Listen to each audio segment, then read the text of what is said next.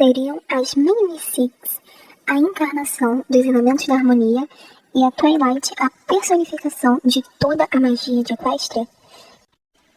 Eu vou começar a falar da Rainbow Dash, porque meio que ela que começou com tudo isso, e com todo mundo ganhando Cute Marks, mas quando ela mostra no flashback dela, ela ganhando a Cute Mark dela, meio que não é uma cena explícita dela sendo leal ou demonstrando a lealdade dela de alguma forma.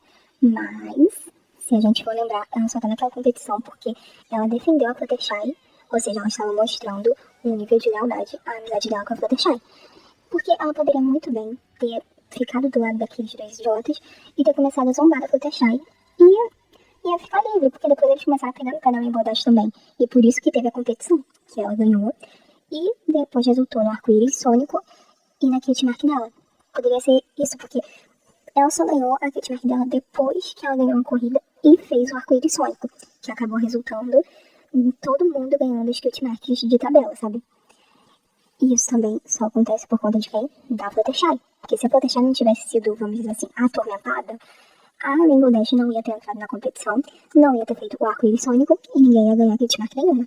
Se bobear, nem a Twilight ia ter virado pupila da Celestia, e a Celestia provavelmente ainda ia ter ficado um tempo meio, vamos dizer assim, triste por conta dessa Septimer ter ido pro mundo humano.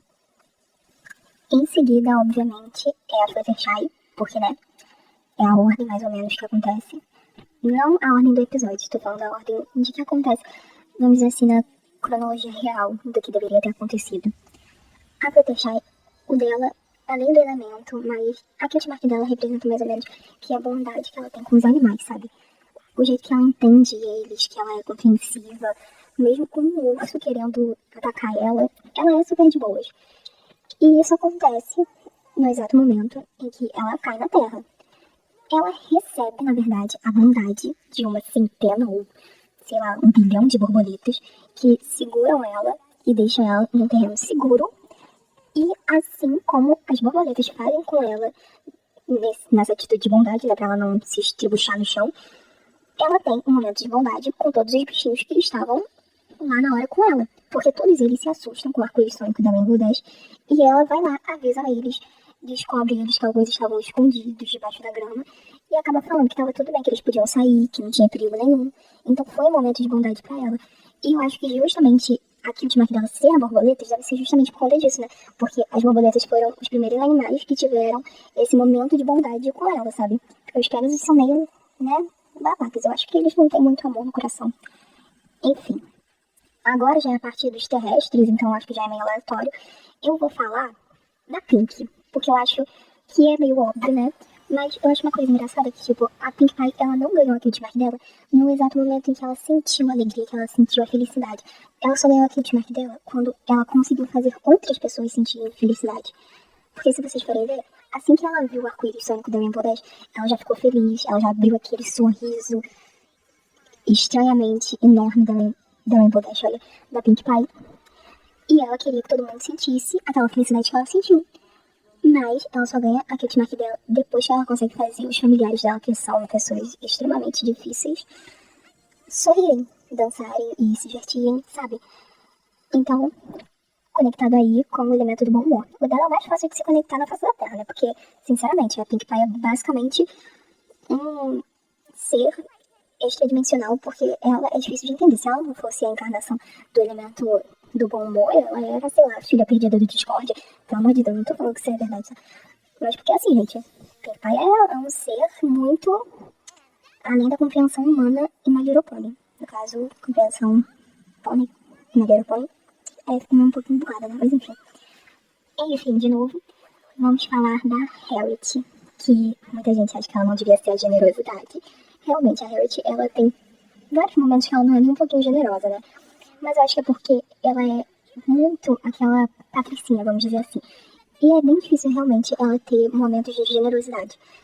Tanto que, assim, os poucos momentos que ela teve são momentos que a gente pode ver ela fazendo alguma coisa, tipo, vou fazer uma coleção inteira pros meus amigos, porque vai ter um evento importante e eu quero que eles fiquem lindos pra caramba. Eles não precisam pedir.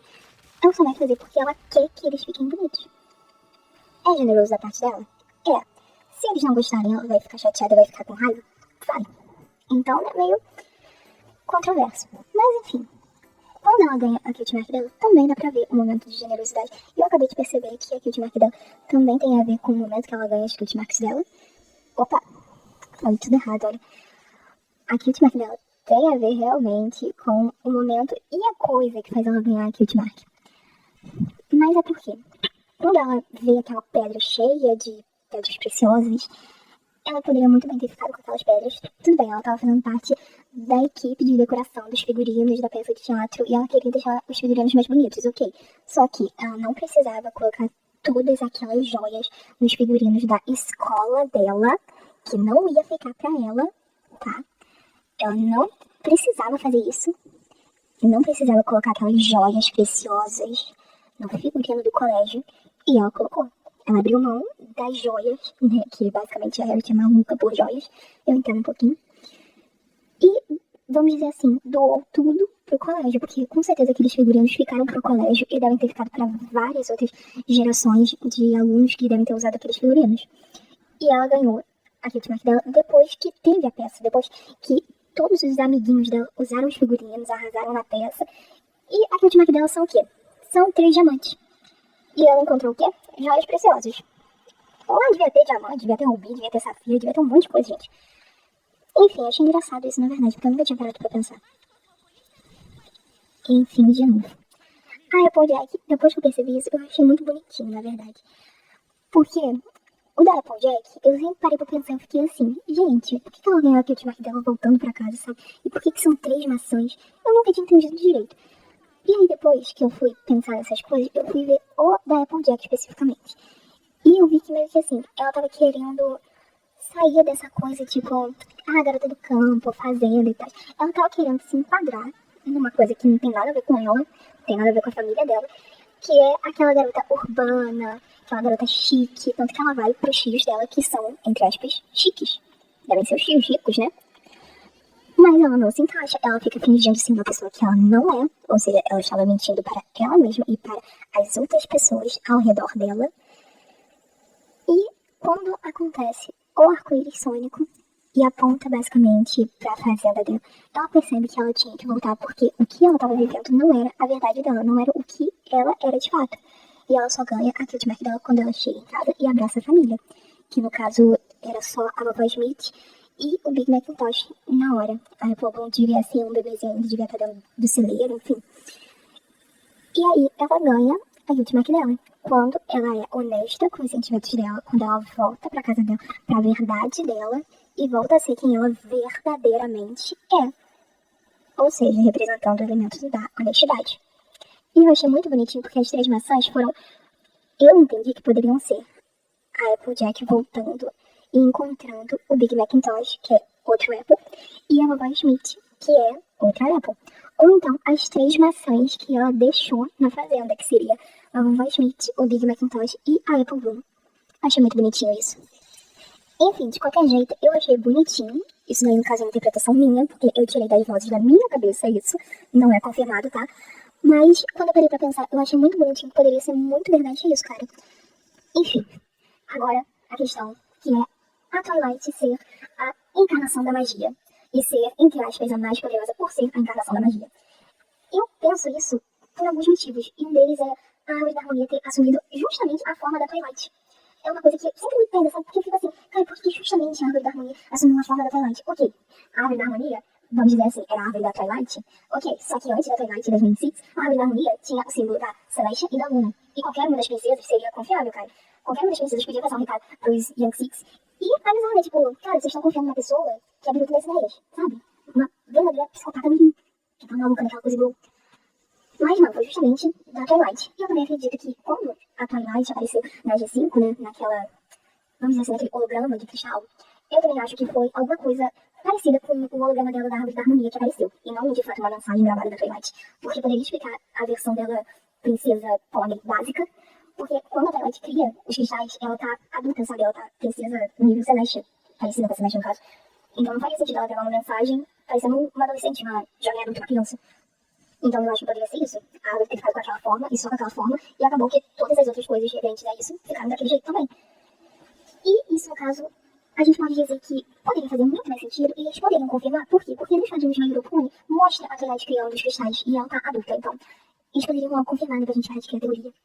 Enfim, fora isso, né, a Twilight, ela ganha a Kit Mark dela, que é um símbolo de magia. Tem vários outros símbolos de magia que a gente já viu, tipo a Starlight, por exemplo, né. Eu ia falar da Trixie, mas o da Trixie é mais, tipo, não é tanto assim, magia, sabe? É mais, tipo, ilustrações, vamos dizer assim, né, enganações artísticas.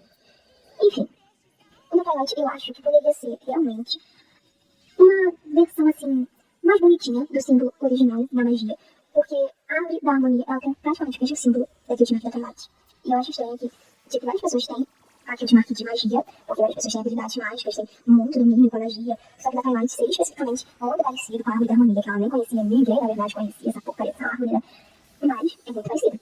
Inclusive, eu tenho depois de pegar uma foto da árvore da harmonia. Enfim, ela ganhou a magia dela.